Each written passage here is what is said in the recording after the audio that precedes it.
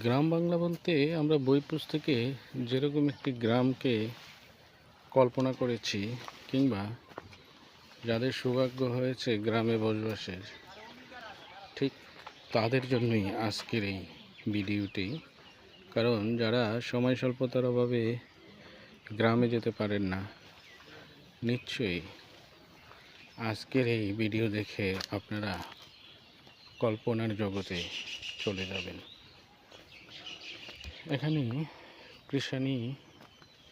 কৃষক তার সারা বৎসরের সঞ্চিত খাদ্যের সংগ্রহ করছে। যথারীতি ধানগুলো জমি থেকে কেটে এনে মোটা আকারে এখানে রাখা হয়েছে, এবং এই গাছের যে গুটিটি দেখছেন, এই গুটিতে বাইরে তারা ধান সংগ্রহ করছে। ওইদিকে